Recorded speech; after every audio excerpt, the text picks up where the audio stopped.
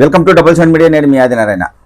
ఇప్పుడున్న రాజకీయ నాయకులు ఎలా ఉన్నారంటే, ఒకరిని చూస్తే సింహంలా గర్జిస్తారు, మరొకరిని చూస్తే ఏమీ మాట్లాడలేరు. ఎందుకు అలా అంటే వారు కూడా సమాధానం చెప్పలేరు. అలాంటి పరిస్థితులు ఇప్పుడున్నాయి రాజకీయ నాయకుల దగ్గర. మనము ఒక్కసారి ఎన్నిక్కిపోతే, గతంలో వైఎస్ఆర్ కాంగ్రెస్ పార్టీ అధికారంలో ఉన్నప్పుడు అప్పటి ముఖ్యమంత్రి వైఎస్ జగన్మోహన్ రెడ్డి ప్రభుత్వమే సినిమాలకు సంబంధించిన టికెట్ల రేట్లు నిర్ణయిస్తుంది. ఏదైనా భారీ బడ్జెట్ సినిమాలు వస్తే, అంటే సినిమాలు భారీ బడ్జెట్తో తీస్తే ఆ సినిమాలకు టికెట్లు పెంచే అవకాశం ఉంటుంది. చిన్న సినిమాలకు టికెట్ల రేట్లు పెంచలేము, ఇలా పెంచుతూ పోతే ప్రజల నెత్తిన భారం పడుతుందని అప్పట్లో ముఖ్యమంత్రిగా ఉన్న వైఎస్ జగన్మోహన్ రెడ్డి చెప్పడం జరిగింది. ఆ సమయంలో ప్రస్తుత డిప్యూటీ సీఎం పవన్ కళ్యాణ్ గారు ప్రభుత్వంపై చాలా విమర్శలు చేశారు. అంటే ఒక మంత్రి పైన కూడా ఆయన విమర్శలు చేయడం జరిగింది. ఆ సమయంలో ఆయన ఎలా మాట్లాడారంటే, సన్నాసులారా, దద్దమ్మలారా, ప్రైవేటుగా మేము కోట్లాది రూపాయలు డబ్బులు పెట్టి సినిమాలు తీస్తే మాపై మీ అధికారం ఏంటి అని గర్జించారు అప్పట్లో ప్రస్తుతం ఆంధ్రప్రదేశ్ డిప్యూటీ సీఎం పవన్ కళ్యాణ్ గారు. జగన్మోహన్ రెడ్డిపై, అలాగే ప్రభుత్వంపై, మంత్రిపై తీవ్ర విమర్శలు చేశారు. చాలా దారుణంగా మాట్లాడారు. మనం ఇప్పుడు చూసుకుంటే తెలంగాణ రాష్ట్రంలో ఆ రాష్ట్ర ముఖ్యమంత్రి రేవంత్ రెడ్డి గారు అసెంబ్లీలోనే మాట్లాడడం జరిగింది. ఇకపై సినిమాలకు బెనిఫిట్ షోలు వేయము, సినిమా రేట్లు పెంచబోము, మేము అధికారంలో ఉన్నంత వరకు, సీఎం రేవంత్ రెడ్డి ముఖ్యమంత్రిగా ఉన్నప్పుడు ఇలా చేయమని ఆయన చెప్పడం జరిగింది. అప్పట్లో వైఎస్ జగన్మోహన్ రెడ్డి గారు కూడా బెనిఫిట్ షోలు ఉండవని చెప్పారు ఆయన కూడా. ఇప్పుడు సీఎం రేవంత్ రెడ్డి గారు కూడా అదే చెప్పడం జరిగింది. అయితే గతంలో డిప్యూటీ సీఎం పవన్ కళ్యాణ్ గారు అనేక విమర్శలు చేశారు.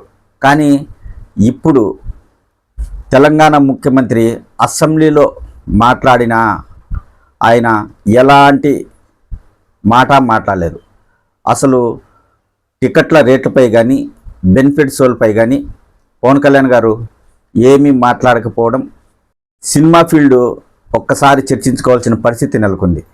గతంలో ఆంధ్రప్రదేశ్లో అప్పటి ముఖ్యమంత్రి వైఎస్ జగన్మోహన్ రెడ్డి సినిమా పరిశ్రమపై కొన్ని వ్యాఖ్యలు చేస్తే, అవి కూడా ఏంటి, బెనిఫిట్ షోలు ఉండవు, టికెట్లు రేట్లు పెంచి ప్రజలపైన భారం వేయలేము, భారీ బడ్జెట్ సినిమాలు వస్తే ఖచ్చితంగా సినిమా టికెట్ల రేట్లు పెంచుకోవడానికి అవకాశం ఇస్తామని అప్పట్లో ఆయన చెప్తే పవన్ కళ్యాణ్ గారు చాలా విమర్శలు చేశారు.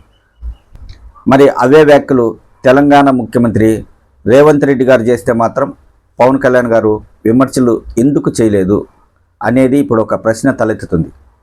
ఖచ్చితంగా దీనిపైన ఇప్పుడు చర్చ కూడా జరుగుతుంది. గతంలో గంభీరంగా మాట్లాడిన పవన్ కళ్యాణ్ గారు ఇప్పుడు ఎందుకు మాట్లాడడం లేదు? ఆయన సినిమా టిక్కెట్ల గురించి మాట్లాడడమే కాకుండా, కనీసం పుష్ప 2 సినిమా విడుదల సందర్భంగా జరిగిన సంఘటనతో ఆయన మేనల్లుడు అల్లు అర్జున్ గారు జైలుకు కూడా వెళ్ళడం జరిగింది. ఆ విషయం పైన ఇంతవరకు పవన్ కళ్యాణ్ గారు ఏమీ మాట్లాడలేదు. అంటే ఆంధ్రప్రదేశ్లో సినిమా ఇండస్ట్రీకి సంబంధించిన సినీ హీరోలు ఎవరూ లేరు. ఇక్కడ వారి గృహాలు లేవు, వారు ఇక్కడ ఉండడం లేదు. కాబట్టి ఇక్కడ ఏది మాట్లాడినా చెల్లుబాటు అవుతుంది. వైఎస్ జగన్మోహన్ రెడ్డి గారు ఏమి చేయలేరు, ఎందుకంటే సినీ పరిశ్రమ ఆంధ్రప్రదేశ్లో లేదు కాబట్టి.